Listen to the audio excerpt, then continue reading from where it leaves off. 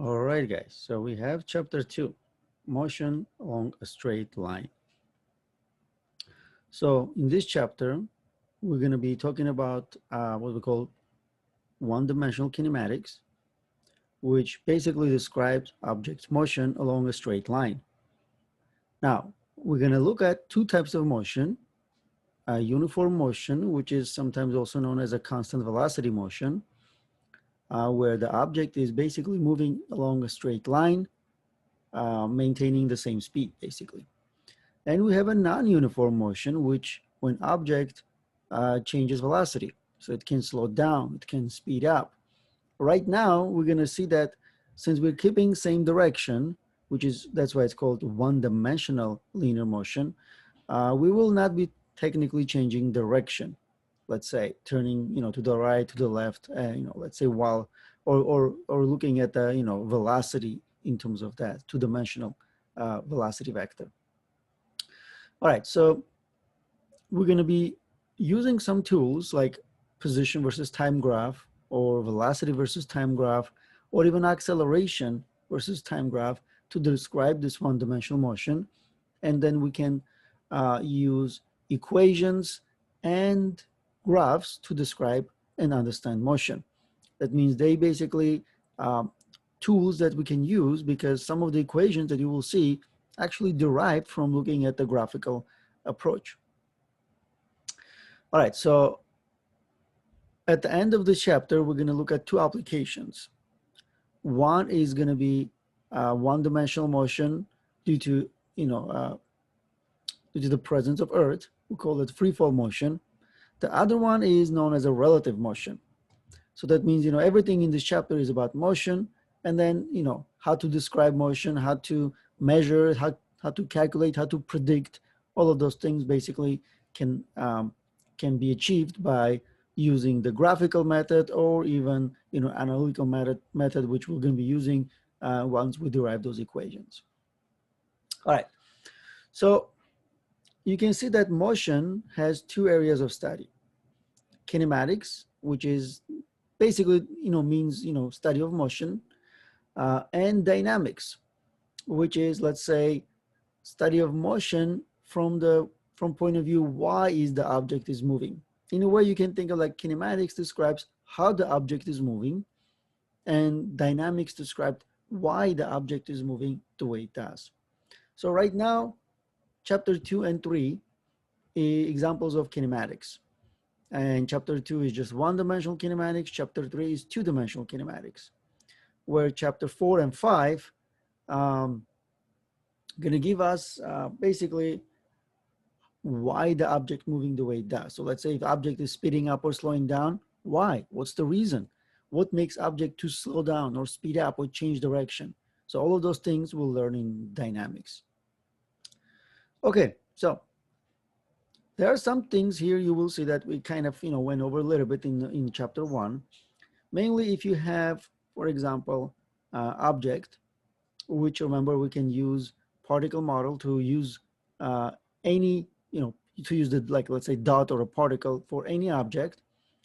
So here what we have, think like this. So if you have a coordinate system, and in this case x-axis, so remember, we take some kind of reference point, and we take that to be x equals 0. And then let's say if object is at position x1, and it moves from x position to x1 position to x2 position, then we can say that this is change in position. And we can even use, as we learned, right, an arrow to describe that, because one of the things we have here is displacement is actually a vector quantity, which means it describes by how much object changes position and also in which direction.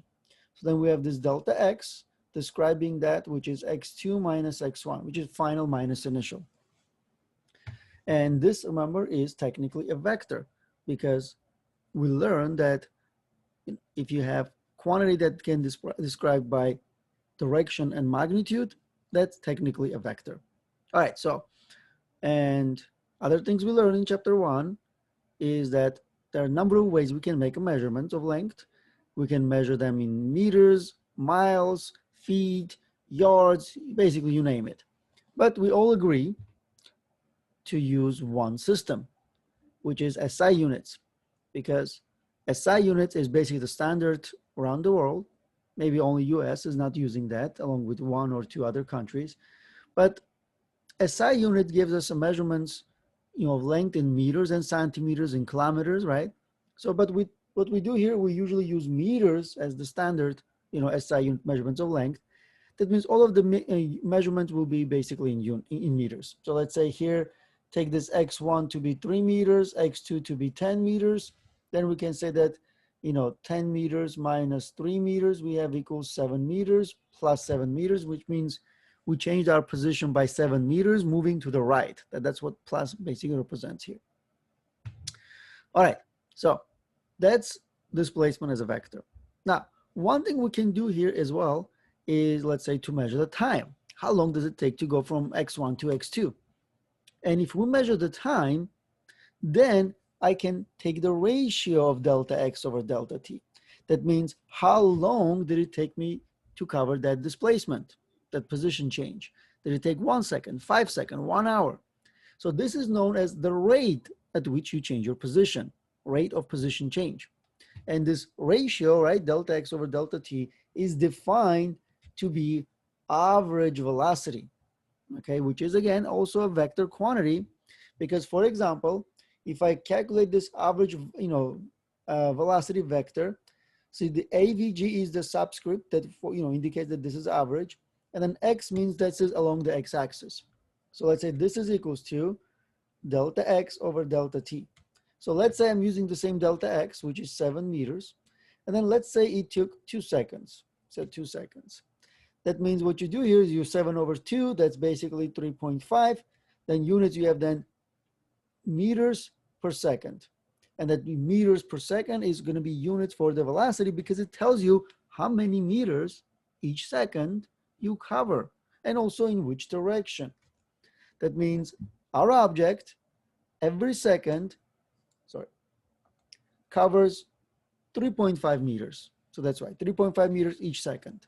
That's the rate at which you change your position. So that's why velocity is the rate of position change. How fast do you change your position? So in a way you can see, right, if there's another one which goes by 10 meters per second, well, this object covers 10 meters each second instead of 3.5 meters each second.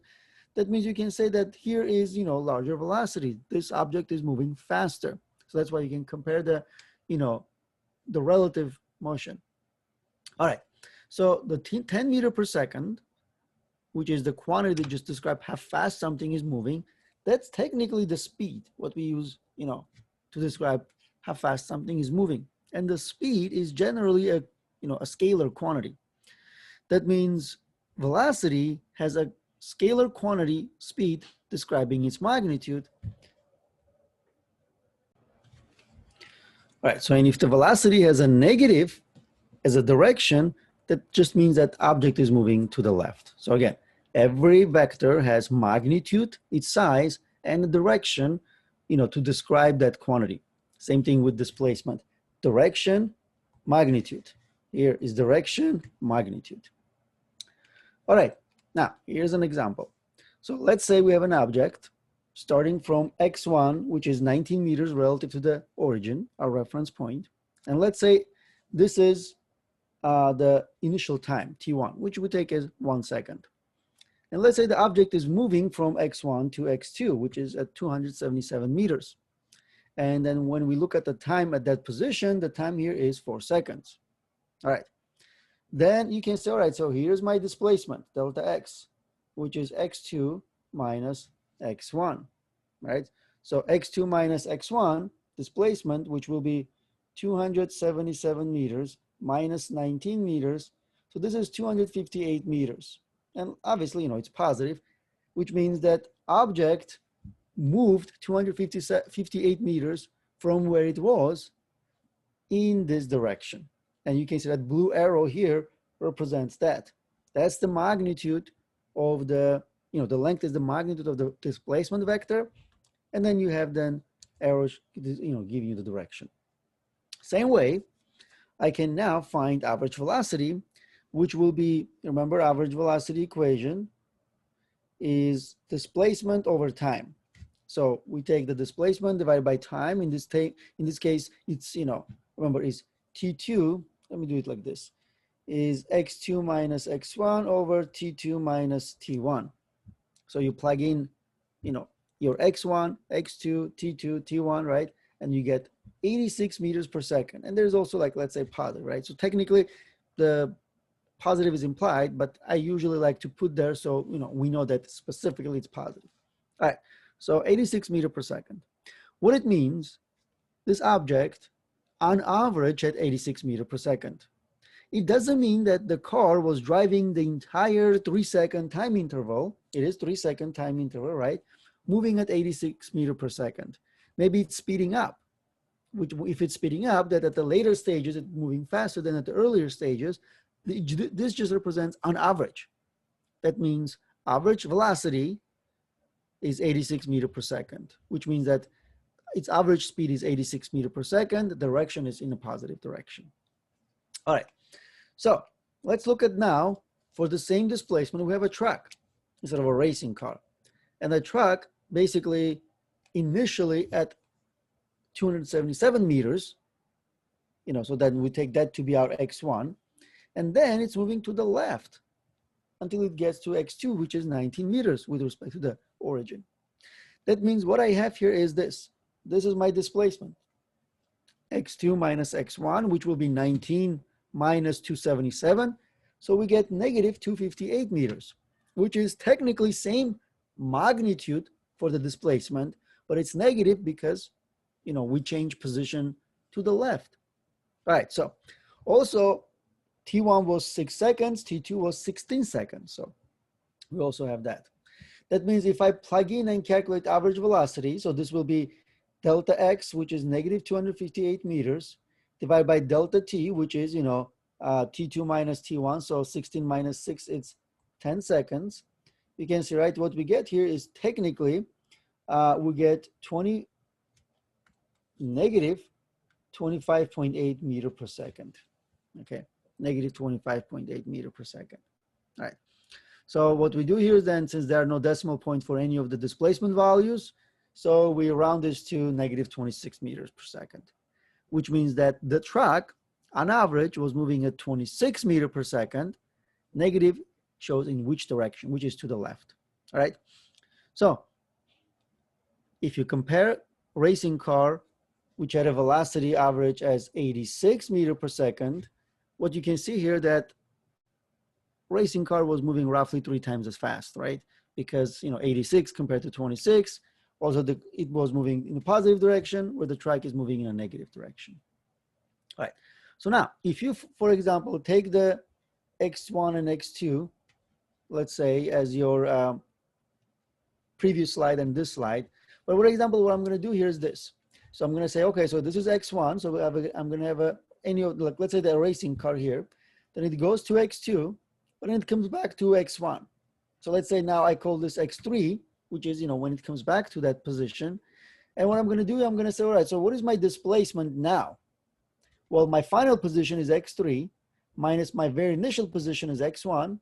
But since x3 and x1 both represent the same position, I'm going to get 0. Which is what I have here is for the round trip, any object when it goes and comes back to the same starting point, the displacement is 0. Now, displacement is 0. Does it mean that velocity is also 0? Well, average velocity is also 0, because if you take delta x over delta t, you also get 0. If delta x is 0, so is average velocity. Now, it's important to understand that we have 2 things.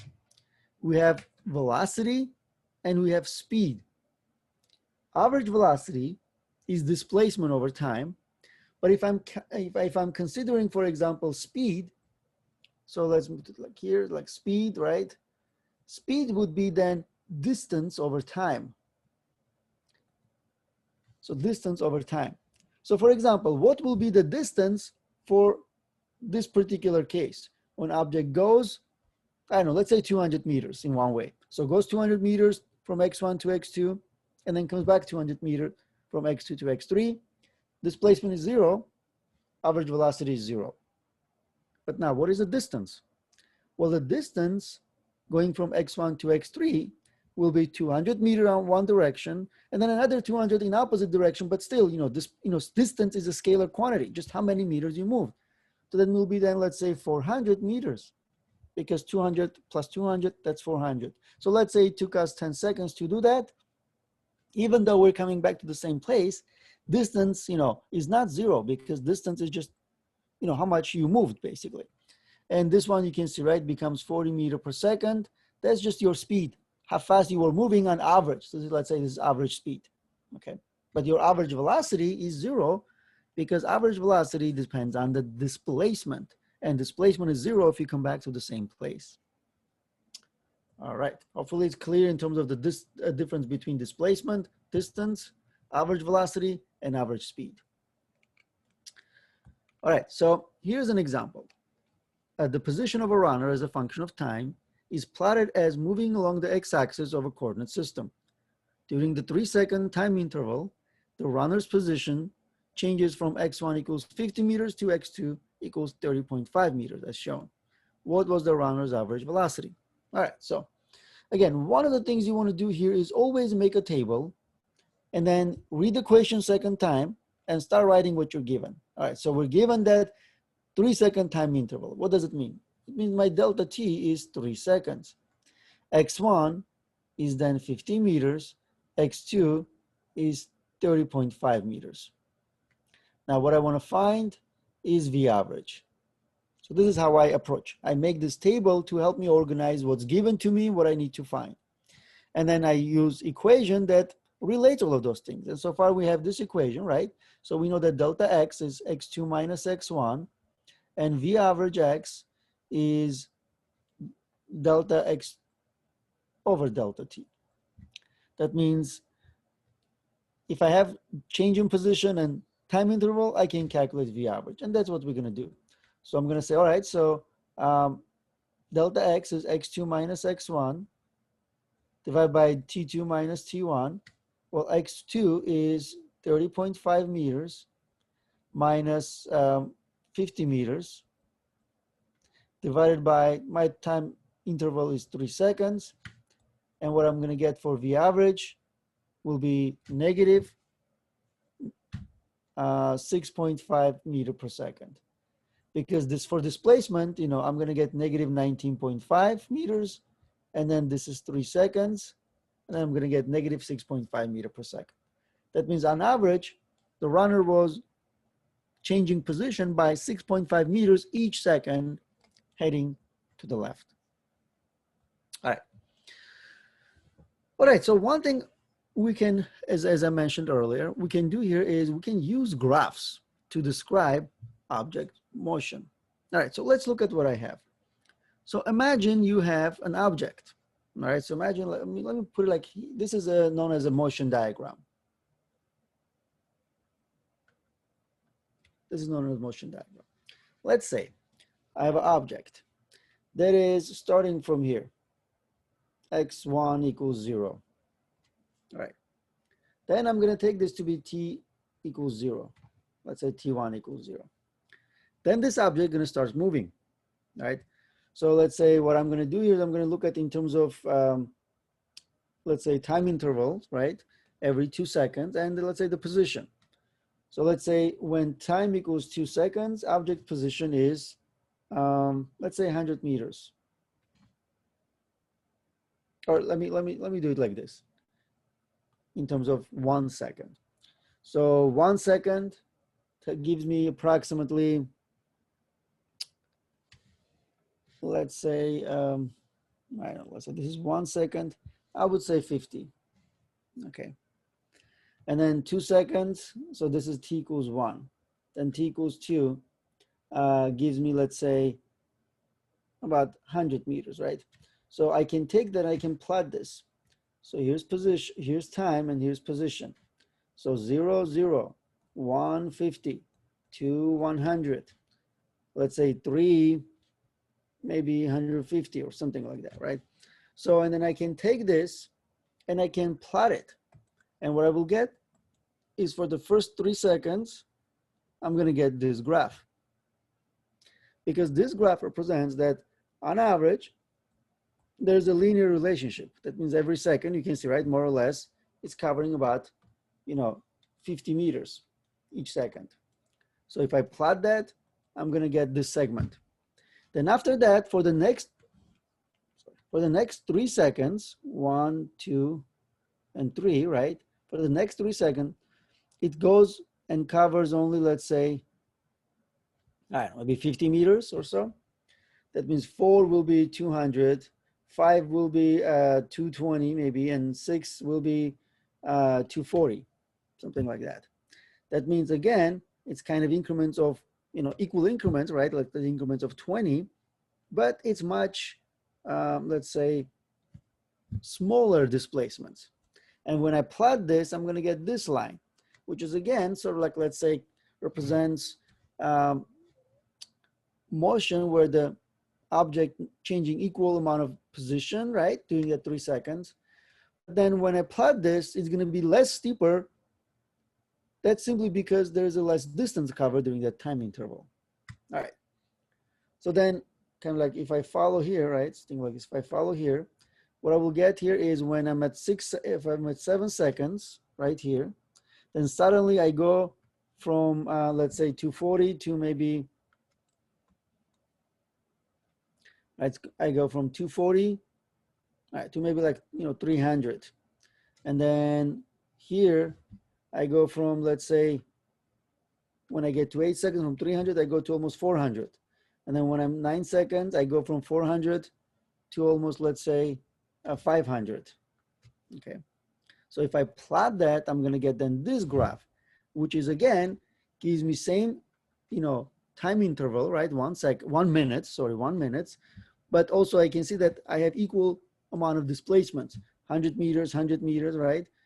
As I move from, let's say, from time equals 6 seconds to time equals 9, not seconds, minutes, right?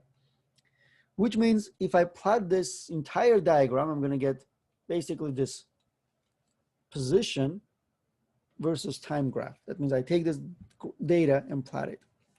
What I get here is this. I get, one line for the first 3 seconds. And if I look at them, I can see that it's a straight line. So like, let's say it's a straight line. And what I can do here is I can look at in terms of first 3 seconds, and then I can draw the second data set where it's like the next 3 seconds, another straight line, and then the last 3 seconds, another straight line. But they're different. What I have here is I can see that their stiffness different. And, the stiffness is increases when I get, let's say, after, 6 seconds. Now, one thing we can do here is, for example, I take this segment and I calculate the slope. And you know how to calculate the slope at this point now, right? Is rise over run. So if I take rise, it's, I can see that this is some position x2, some position x1. So this is basically my delta x. In this case, this 300. And then I take run, which is basically time interval from 6 to 9. That means it's 3 minutes delta t. So if I do then rise over run, I get this. It's delta x, delta t. Now, what is delta x over delta t? Well, we just learned, right? That's average velocity, which means if you have a position versus time graph, the slope of that line in your graph is actually velocity during that time interval that you use for the rise over run. That means you can always find the slope using the rise over run, and then the slope always gives you then the velocity or the speed.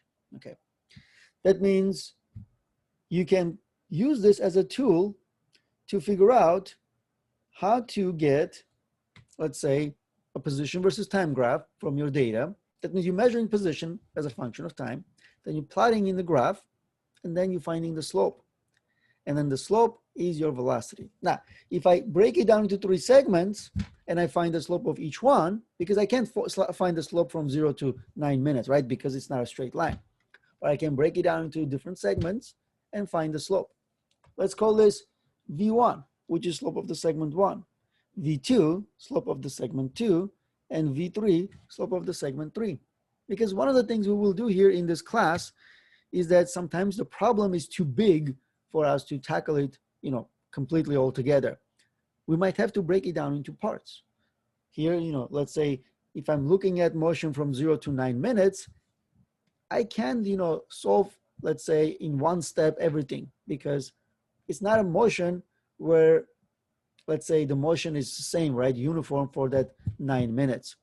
So I look at then simplification of my motion by breaking it down to 3 segments, because I can see, right, if I find the slope of this 0 to 3 minutes, it's a straight line. So all the slope, is the same, even if I look at 1 second, 2 seconds, 3 seconds. For all of those three minutes, right? So minute, the slope is the same. All right, that means V1 represents the slope or this velocity, right, during that first 3 minutes. Then I can look at V2, where it's going to be velocity during that second 3 minutes interval. And then V3, the last 3 minute interval. And I can even look at now what happens to the motion.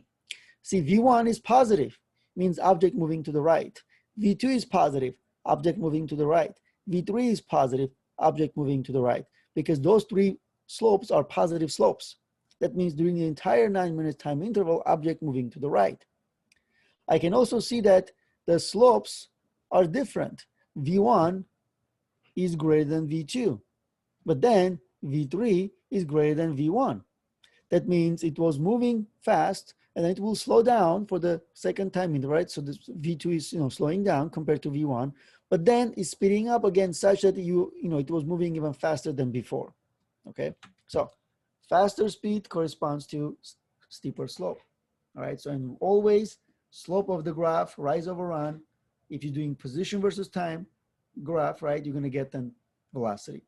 Right, so the slope of an object position versus time graph is the object velocity at that point in motion.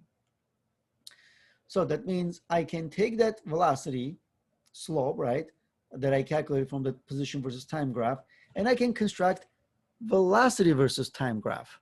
That means I can find the slope of this first segment, and I can say, all right, so this is going to be my first 3 minutes, and I'm doing now velocity versus time. So let's say if we calculate that and convert it to meter per second, right, or what we will get here is 1, let's say 1 meter per second. That means, for the first 3 minutes, it was moving at 1 meter per second. Then I take the second segment, find the slope, convert it to meter per second, and you can see, right, it should be slower because it's less steep. And that's what we get, roughly like 0.4 meter per second. So then I draw that for the next 3 minutes, it's 0.4. And then the last segment gives me faster speed than any of the previous segments. And let's say we get roughly 1.6 maybe meter per second. And then from here, right, then you go to 1.6 meter per second. That means I can use the slope of the position versus time graph to construct velocity versus time graphs. Okay, so that's kind of what we can do. And velocity versus time graph can also give me information, right? So let's say, what is this velocity for any type of specific time intervals and things like that. All right, so again, what I can do here is I can go from position versus time graph to the, let's say, okay, so this is position versus time graph, right? I can go to the velocity, and then what I do here is find the slope of the line. But one thing we can also do here is this. I can actually go other way around. See, if I have velocity versus time graph, I can actually go back and find displacement. All right, because here what I'm using my displacement, right, to find the velocity. But I can also find, use this, if let's say I'm given this graph instead, I can use this to go back and find information about displacement. How do I get that? Well, the way it works is if you have a position versus time graph, you find the area under the graph. So then area under the graph is what your displacement is. That means, see here, velocity is the slope if it's a position versus time graph. But if it's a velocity versus time graph, area under the graph is actually equals to your displacement. For example, so here's velocity, here's time. So let's say we have 5 meters per second, and let's say this is my graph. And then let's say my graph stops here because let's say this is my t equals 10 seconds. Now, what does it mean? It means you have an object that's moving at 5 meters per second, right? At 5 meters per second, it moves for 10 seconds.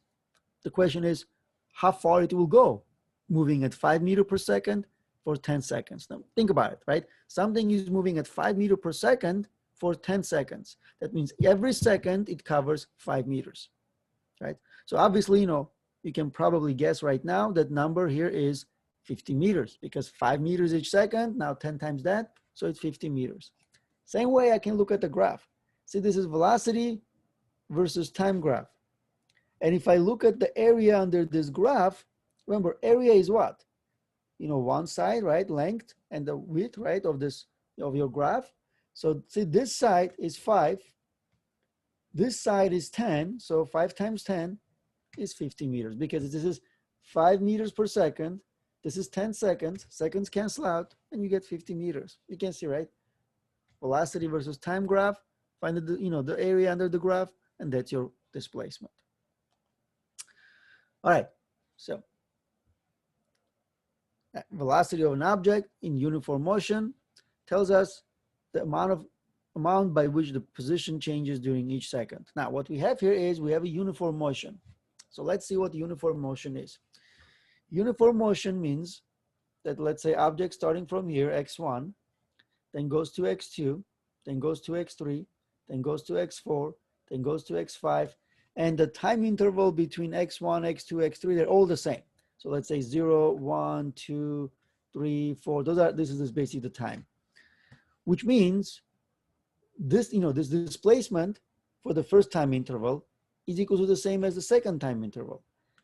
Third one, fourth one. That means every second, same exact displacement or same exact distance covered, which means that if I'm looking at this V1, V2, V3, V4, where you can see, right, V1 is x2 minus x1 over, let's say, delta t. And it's all 1 second, right?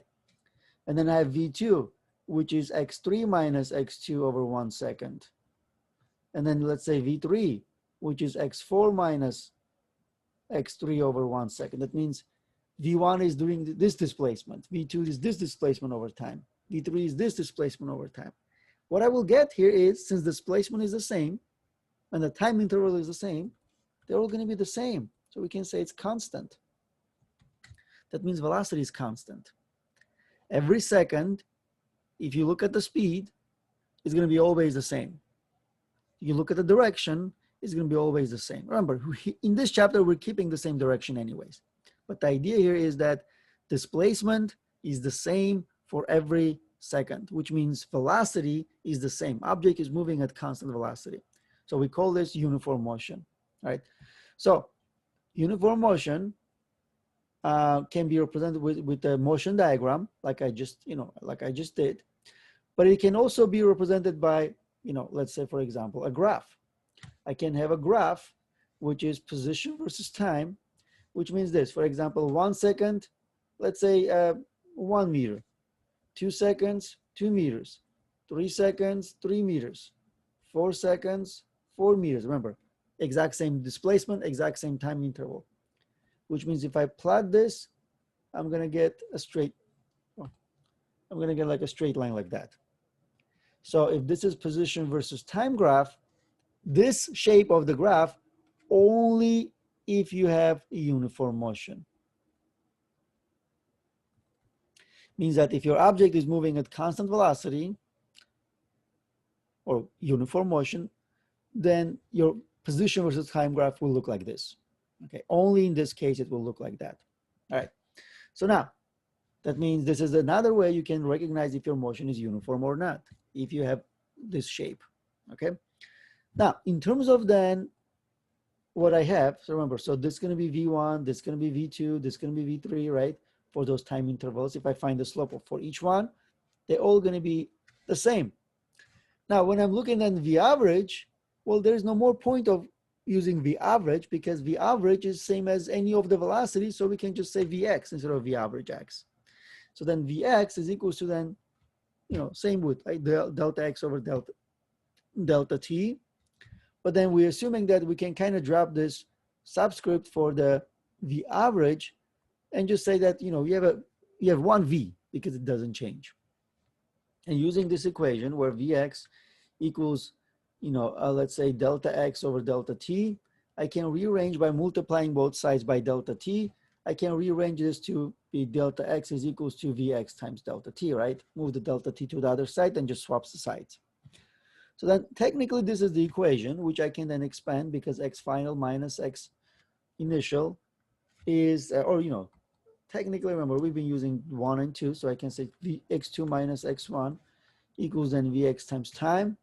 And I can always then solve for x2 by moving x1 to the other side and adding 2 Vx times t. And then you can say this is our equation.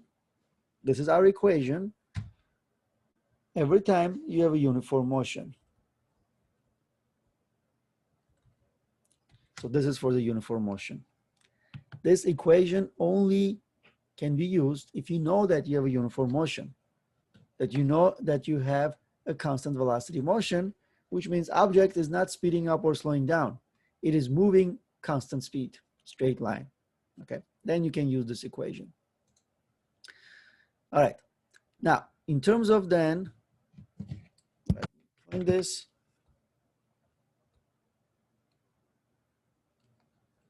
So that's kind of what we have. So position equation for an object in uniform motion. Vx is constant. All right, and you can say, right, so you can either represent it like this, or just do it in terms of displacement equals Vx times time. All right, so this only equation works if you have a uniform motion. So the displacement delta x is proportional to the time interval delta t. Okay. Because if your graph or if your motion is not uniform, let's say if your motion is not uniform, then your graph for position versus time graph will no longer be a straight line. So this is, remember, this is uniform. But if it has a non-uniform motion, then your graph will always be curved like that. There's always going to be curvature. This is an example. If you have, let's say, a race car, starting from x1, it starts speeding up toward x2. Okay, remember, position versus time graphs are a little bit of abstract graphs, right? So it just tells you, let's say, if you go from x1 to x2, right, how will your position change as a function of time? That means, initially when you're just starting to speed up, you cover a little bit of distance, but then it's more and more and more and more. So your graph is kind of like exponential like that. It's a parabola, which means that you are speeding up, moving in a positive x direction. So this is how the graph of an object speeding up in a positive direction will look like. Okay. Now, one of the things we can still do is we can still use the slope to find the velocity. But remember, this is not a straight line. I can't just choose 2 points and find the slope, right? So it's a little bit different. What you can do here is, even though your shape is basically curving like this, still choose 2 points and then do a line, right? So you do a line which is connecting those 2 points of interest, okay? Now, this line is known as a secant line, right? It's known as a secant line, which in this particular case connects points A and B, right? Which is basically A is when the object is at time t1, B is when the object is at time t2. And if I do then, the secant line connecting those points A and B, and I find the displacement between, basically, find the slope of that line, of secant line, which will be like, let's say, displacement, and this is delta t, I can do delta x over delta t, which then gives me V average, right? And this is a true V average because velocity is not constant. Velocity is changing. And velocity here at point A is less than velocity at point B. So you're getting the average velocity during that time interval. The time interval can be 5 seconds, can be 100 seconds, can be 1,000 seconds, and then you're getting basically the average velocity during that time interval. All right, so that means secant line gives you the average velocity. And you can still do that, right? You can still calculate the average velocity. What if I want to, let's say, calculate the average velocity between this point and B? Well, you just do a line, secant line like that, and find the slope of that, and that will give you the average velocity. All right. Now, it says, look on a digital dashboard and compass, right? Whenever you're driving your car, your dashboard is actually giving you velocity, but that velocity is instantaneous velocity because the velocity, right, needle constantly increases, indicating how fast you're moving at that instant of time. That means sometimes you actually want to know how fast you're moving at some specific instant, right? So, and remember, velocity is a vector, so you have this plus minus indicating, let's say, in which direction your velocity is. If your velocity is positive, means you're moving to the right. Velocity negative means you're moving to the left. And that information you can also get from the graph. Remember, slope can be positive or negative, right?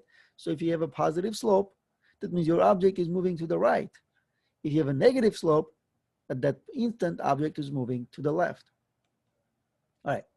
So if, for example, you want to know the speed, your velocity at very specific instant of time rather than like some time interval, then what we do here is we take that graph and we make delta t approach to 0, which means, like, let's say, see, this is my delta t, which is relatively large right now. What if I now take this point b prime? So now that delta t becomes this, which means it's, it's shrinking. I can make then, b double prime here and b triple prime. Triple prime, just double prime means just, it's a different point.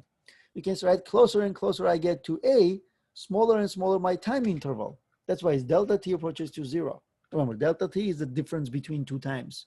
Closer I get to point A, smaller that, and in a limit of delta t approaches to 0, if I take this delta x over delta t, so then technically this is how I define my instantaneous velocity. Okay, so this is a little bit of calculus term, and we don't really do that over here, but this is generally known as the derivative of the position versus time, or derivative of position with respect to time.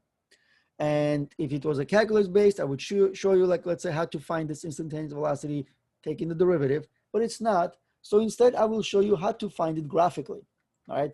Because it's relatively simple graphically, because if you decrease this delta t until it basically shrinks to almost 0, this becomes, like, let's say now, my point 1, A and B, whatever, right, is almost the same. So then the line connects basically that one point. So this is known as a tangent line, right? So this is known as a tangent line. And then if I find the slope of the tangent line, so slope of the tangent line then gives me instantaneous velocity, right? That means, for example, I want to know how fast I'm moving here at this B prime. I draw a tangent line, which basically barely touches the point B, right? And it only touches the line, this graph at one point, because, I want to know at this instant of time. Then I find that, line, I find the slope of that line, and that's how fast I'm moving at that instant. All right. So that's kind of what I have. And it's actually very useful tool, because I can use that tool to describe how object is overall moving without really looking at any type of numbers. I can figure out how it's moving relative to some other time and in which direction, right? For example, here's a motion. This is my axis, for example. Let's say I have an object at t equals 0 somewhere over there. So let's say if I want to plot that, what will it be? This is origin, and this is object. Let's call this point A, right? See, this is to the left of A. That means some negative position. So negative, let's say, I don't know, 10 meters or something like that. If I'm plotting this, see, position goes here on the y-axis, and that point A is somewhere over here, because it's below the time axis, because it's negative, right? For example, it's 1, 2, 3, -1, -2, and so on. So let's say this is -10 meters. I start from there. All right. All right, so then what I have here is this. Look at the shape of the graph. Here's the shape of the graph. This is what I have. And if you mention, right, if you remember, I mentioned that this shape doesn't matter where you start from. This means that you are speeding up, moving to the in X direction. That means this is point A, this is point B, which is basically the origin. If I'm going from A to B, my graph looks like this. That means this object is speeding up toward point B, which is the origin.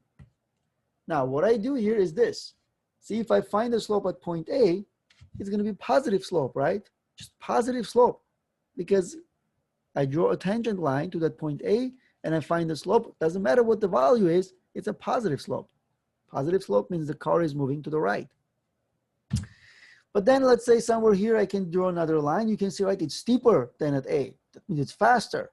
And I get to B and I draw this line, right? So you can say, right, let me do a different color so I can actually see that. So let's say, see this line at B compared to A, which one is steeper? Of course at B, right? Which means the car, again, if I find the slope there, it's a positive slope and it's more, higher value than at A, which means we're moving to the right and speeding up. That means by the time it gets to origin, it's moving faster. So that's why here at origin, this is the velocity. Remember, this velocity, this green velocity, doesn't mean that how fast it's moving all the way to there. No, this just means how fast it is moving at this instant. You just represent, the arrow represents its size. Remember, this is the size of that velocity.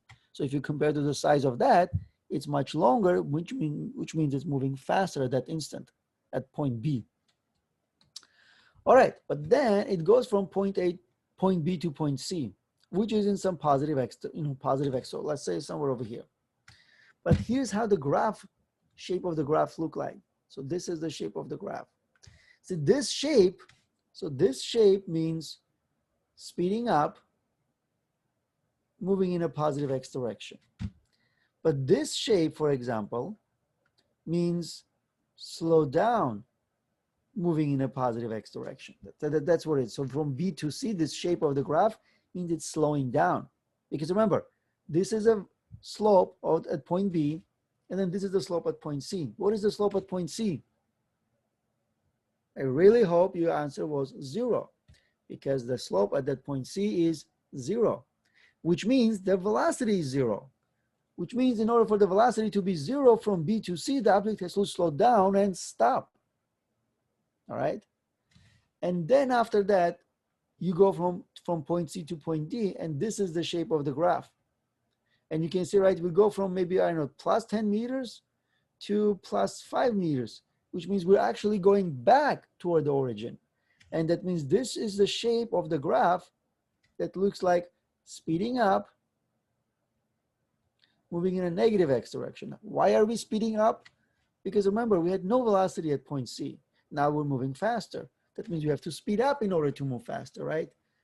But if I find the slope at point D, this slope now is negative, right? This is a negative slope. And even at point E, which is then, this is the shape of a graph, which is slow down, moving in a negative x direction. So this is then slow down, moving in negative x direction. You can see at point E, it's slowing down, and possibly a little bit later, it will then stop. All right, so feel free to stop, go back and watch it again, and watch it as many times as it takes until you really understand this. Because the position versus time graphs are generally very abstract ideas, but it allows you to find information about your motion. Again, right now, I didn't even need to find out any type of magnitude of the velocity, right? How fast it's moving here and there. I could just compare them to one another. And what I would be able to compare here is this. At point A, I start from some negative position.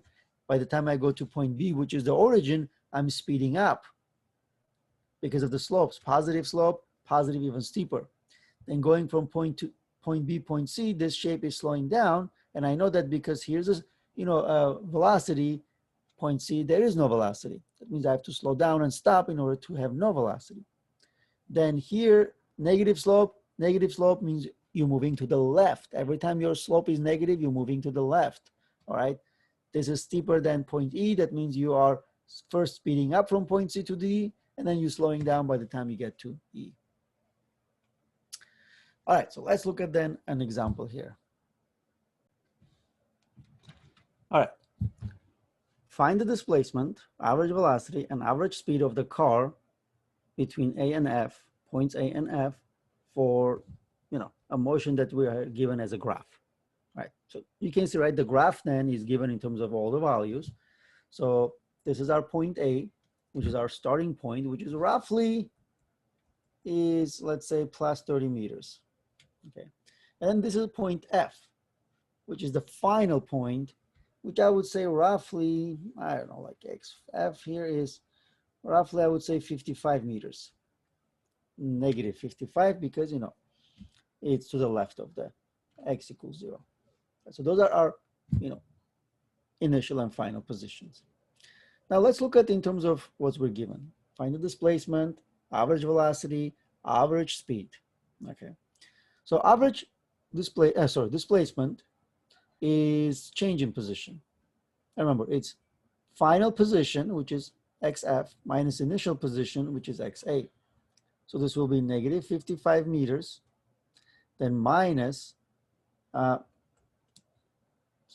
minus 30 meters. Okay. All right, so then delta x is equals to, if I'm using the number that I just chose, right, will be then negative 85 meters.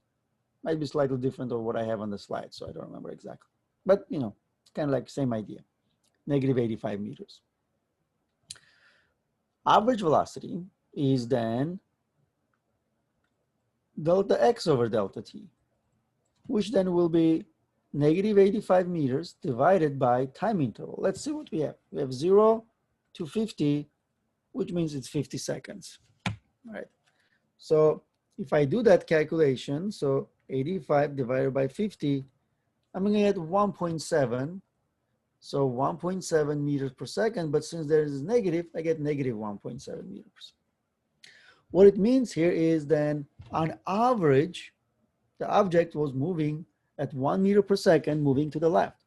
Now, you can see from this graph, what we have is this. Going from A to B, we actually have a positive slope and we're moving to the right. As you can, you know, hopefully at this point, understand that. Just do a tangent at point A, you can see it has a positive slope. And if it's a positive slope, it means at the instant at point A, it's moving to the right. But then remember, at point B, there's a negative slope, a zero slope. That means by the time it gets to point B, it stops. Also remember the shape of the graph, right? So this shape is, you know, slowing down, going to the right in a positive x direction. And then we stop. Then going from B to C, we're speeding up, going in the negative x direction.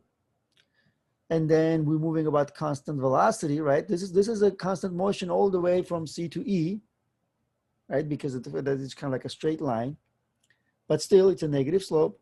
Means from B to E, right? We're still moving to the, you know, to the right, to the left.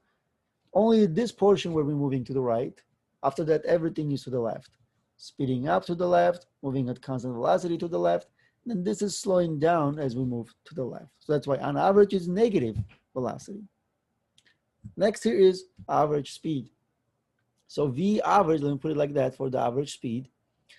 Then it will be like this. Remember, it's distance over time. What is my time? Still 50 seconds. What is my distance?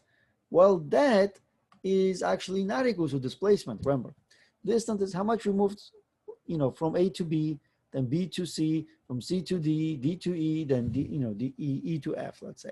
And if I count all of them, you know, by just looking at this. So for example, this is roughly 30, right? And this is roughly like 58. Okay, let's say 55. So now let's say we have here plus 25. Then let's say going from here to there is another 25, right? So 25, 25, 50. And then basically from here all the way then negative 55. All right, so that will be what? 30 here and 55, so 80 something. That means, you know, roughly, you know, 80 plus 50. Basically, you know, something like that, right? 80 plus 50, I would say it's roughly 130 meters. Again, I'm estimating. That means on average, you know, I would, you know, not on average distance, right? So distance I estimate to be roughly 130 meters. Then divided by the time interval. So on average, the speed was 130 over 50. And it's about 2.6 meter per second. So this guy can never be negative because this is on distance over time. Distance always positive, time always positive. So it gives you the speed, which is also always positive. So that's why it can be magnitude of the velocity. The speed is the magnitude of the velocity vector. And that's how we find, let's say, average distance. All right, so now what we do here is we move from uniform motion to non-uniform motion. What it means here is this velocity of the car at point 1 So let's say it's 5 meters per second. Then some later time, I look at velocity at point 2 and I can see that, see if this is 5 meters per second, just like before, then I can say that velocity is the same, it's constant velocity. And let's say this is t equals 0, this is t equals 1 second. So if 1 second later, the car has the same velocity as before, this is a uniform motion. But if 1 second later, let's say velocity is 15 meters per second from 5 meters per second, then you can see, right, car is increasing its velocity. This is basically speeding up. Speeding up means increasing velocity. What if the car going from, let's say 0.1 to 0.2 would go, let's say 2 meters per second? Well, this is now then slowing down, right? Because the velocity now is less. Remember, we always limit one dimension in this chapter. So if, let's say, if you're changing your velocity, you're changing, with respect to the speed. You slow down or you let's say speed up. You can say, right, increasing the speed, which means, speeding up. Decreasing the speed is slowing down. That means what I can do, either in speeding up or slowing down case, I can say that there's a difference between V1 and V2.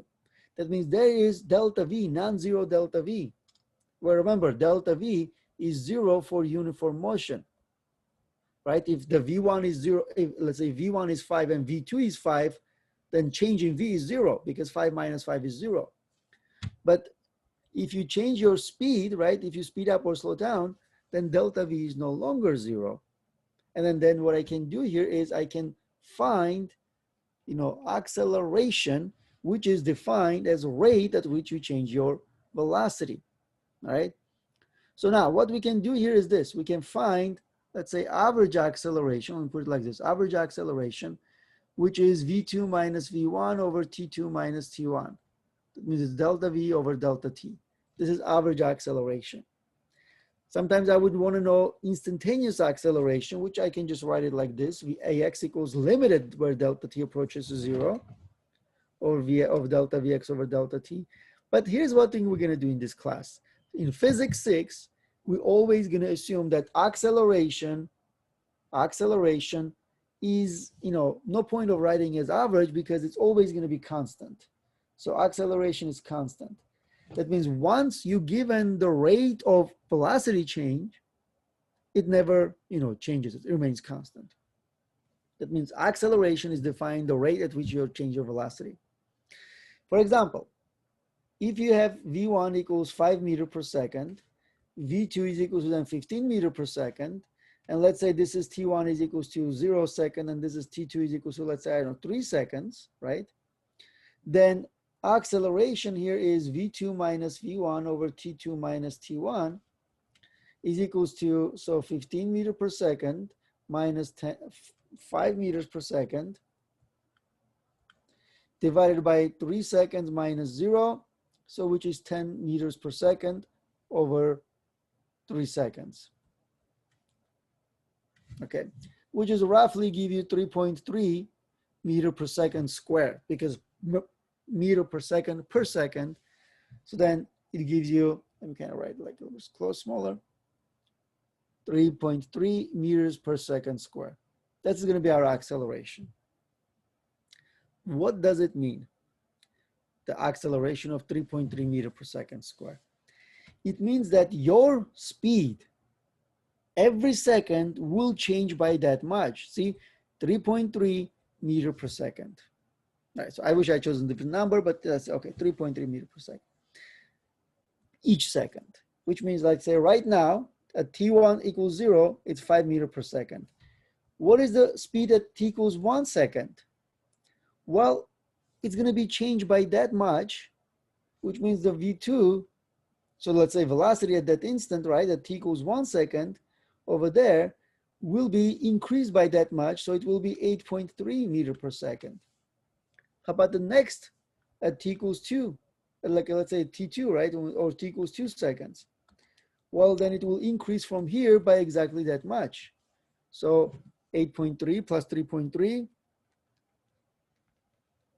So this will be here 11.6 seconds. So that's why then going from here to there, where T equals 3 seconds, it will again increase additionally by that much. If you add those, then you're gonna get that. So that's why every second your velocity increases by exactly how much you have acceleration. Acceleration is the rate at which you change by your velocity. So by how much and in which direction you change your velocity. All right. That's why the units are meters per second square. And what we get here is we have acceleration that is technically proportional to the delta V, to the change in velocity. That means it dictates by, you know, how your velocity will change. Okay. So what we have here is now we have the, you can say, the idea develops as it did with position versus time for a velocity. Now we can plot velocity versus time. And it is found that as a tangent line to V versus T. That means if you have, you know, velocity versus time graph, and let's say this is your velocity versus time graph, because now you're increasing your velocity as a function of time. See, if I find, let's say, the slope, then the slope is equals to acceleration. Okay, so acceleration is equal to the slope of the velocity versus time graph. Okay. It's important to know how velocity can be affected by the acceleration, because it's very specific, let's say, because it's a vector. Acceleration is a vector just like velocity. So I'm going to show you, you know, let's say 4 different scenarios. And you can, you know, you need to understand this in order to get all the, you know, let's say your estimations correct, or, you know, your predictions. Once you, let's say, understand what's going on over here, how the acceleration, you know, affects your velocity, right? Then you will actually have easier time solving the problems, right? So let's start by looking at moving in a positive x direction. Let's say moving to the right. And we're going to assume that object initially moving to the right, right? Initially moving to the right. So let's say this is case 1, for example. Case 1, object moving to the right. That means velocity vector is positive to the right. Now, if you have acceleration also positive to the right, then your velocity, you know, at some later time will always increase. That means if V is positive and A is positive, then you speed up. That means if V is positive and A is positive, you're going to speed up. Let's look at case 2. Again, we take object moving to the right as a starting point. But at this time, if object moving to the right, but then there is a negative acceleration, then at some later time, velocity will decrease. That means velocity is positive, acceleration is negative, right? Then you slow down. All right, you slow down.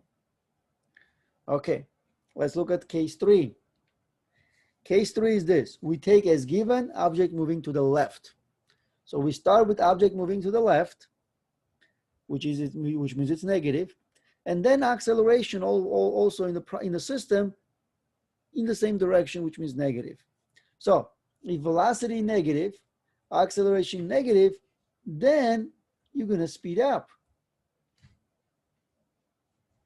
right? Velocity negative, acceleration is negative. At some later time, it's moving faster, but still moving to the left. Now the last case 4, where again object is moving to the left in a negative direction, but this time acceleration is positive in opposite direction. So if velocity is negative, acceleration is positive, then you slow down as you go to the left, right? Then you slow down. Okay. All right, guys, hopefully you can see a pattern. Hopefully you can see how you can understand this. So let's look at speeding up. When does it speed up? It speeds up when it's moving to the right, which is you have a positive velocity and you have a positive acceleration. It also speeds up when you're moving to the left and have a negative acceleration, which means negative velocity, negative acceleration. That means you speed up when the signs of velocity and acceleration match, positive, positive, or negative, negative. And you slow down when you're going to the right, have a positive velocity, but negative acceleration. or you slow down when you have a negative velocity but positive acceleration. That means you slow down when the signs are opposites. All right, so remember that. If your acceleration is in the opposite direction as a vector or opposite sign relative to velocity, you slow down no matter which direction you're moving. And no matter which direction you're moving, if you're, the direction of velocity and acceleration vectors match, you're gonna speed up. All right, so this is how the velocity versus time graph will look like if, let's say, A is not constant. Let's say if A is not constant, this is how the graph will look like. How will the graph will look like if A is constant? Well, if A is constant, then velocity versus time graph going to be a straight line like that. Okay, but if it's not, then it's going to be curved like that. And then you can do two things. Use a secant line to find average acceleration and using a tangent line to find instantaneous acceleration. All right, so as a graph, you might have a, non-constant acceleration like this, but as a calculation, you will always have this. For all the calculations, we're always going to have a constant acceleration. All right. Then let's look at this. We're going to look at a special case. Again, with a special case where you have a non-uniform motion. Remember, what does it mean non-uniform? Means that you have acceleration, which means you have change in velocity. But we're going to look at special case of non-uniform where acceleration is constant. That means the rate at which you change your velocity never changes. It remains constant. All right, so then for a non-uniform motion, in a way you can then say that there is no acceleration. That's why the velocity doesn't change. All right, so that's why. What we're going to do now, we're going to assume that all of these problems that we're going to be looking at from now on going to be always with constant acceleration, right? So then, so like let's say question, can I stop before I hit the tree? Or when will the police motorcycle overtake the speeding car? Well, any of those type of questions can be answered, assuming that we're treating this as a non-uniform motion with a constant acceleration. That means what we have here, we are looking at some of those variables. So those are the things that are related to one another. That means we have velocity, time, displacement, time, velocity, displacement, and things like that. So we can always assume that we have some variables. For example, there is, x initial, x final, v initial, v final, acceleration, and time. So those are going to be our variables of motion. That means any type of, equation, how the object is moving, we can answer by looking at those variables. Because if there's a position change, that's represented by that. If there's a speeding up or slowing down, this is represented, in terms of change in velocity, and this is the reason for that change. And obviously time is, how long does it take to do all of those things. That means we are dealing with 6 variables of motion. In order to work with all those 6 variables, we need a lot of equations. So that's why we have 3 equations that you see over here, which is, I'm going to usually refer them in terms of numbers. So let's say here's equation 1. This is going to be kinematic equations. Equation 1 tells you that final velocity equals initial velocity plus acceleration times time. Right, so now why is that equation, has that format? Well, this is directly come from this AX equals, remember V final, or let me do it like this. So V2 minus V1 over delta T. Remember, so this is the equation. Now, if I multiply both sides by delta T, then I'm going to get AX delta T equals V2 minus V1. Let's switch the sides. Becomes V2 minus V1 equals A times delta T. Now I can simplify it and I can assume that time initially is always 0. So then delta T is technically just T because it's in terms of the final time. So then V2 minus V1 is equal to just 8 AX times time. Well, and if I want to then solve, for example, just V2, then this will be then moving V1 to the other side. So V1 plus AX times time, right? And that's what we have with this equation 1. See, Vx is nothing but final velocity. V naught x is the initial velocity, that, and ax times time is acceleration, horizontal acceleration times time. That means you can see, right, I use this equation basically to derive equation 1. So that means it's not a new equation. We've already seen this equation. We're just rearranging it a little bit differently. Okay. And what this equation does, it relates basically velocities before and after, acceleration and time. Here's equation 2. This is a little bit harder to derive, so I won't be doing that because it requires a little bit more, technically requires calculus, right? So, but let's look at it in terms of this. This is final position. So let's say, in a way you can put it like as x2, and this is equals to x naught, which is the, if you want to put like, let's say in terms of final, let's do that. Final equals x initial plus initial velocity in x direction times time plus 1/2 acceleration times time square. That's equation 2. This is then equation 3, which is final speed squared equals initial speed squared plus 2 times acceleration times displacement. X minus x initial is basically x final minus x initial. Okay. And I'm also going to then give you fourth equation, which is then delta x equals Vx, which is V final, plus V initial x divided by 2. And this is, I'm doing plus, then times time. That's, also can be one of those equations that, you can find useful. All right, so let's see what we have. Why are we using 4 equations? Well, again, we are using 4 equations because we have 6 variables. And in a problem, you might be given 2 or 3 unknowns and you need to find those.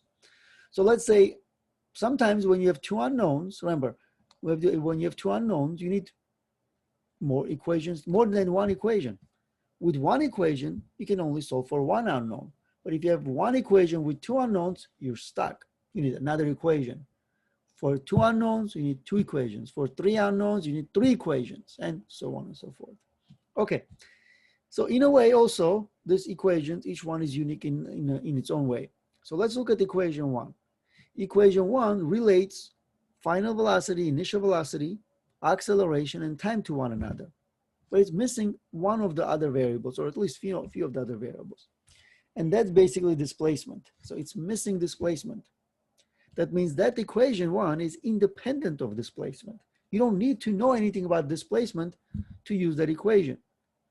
Equation 2, it's unique because it relates final and initial positions to initial velocity, acceleration, and time, and it's left out final velocity. Which means if you don't have final velocity, it's okay. You have equation 2. Because see, equation 1 there is a final velocity there. Equation 3, there is a final velocity there. Equation 4, there is final velocity there. Equation 2 is independent of that. So it doesn't really require you to know the final velocity to solve any of the other things.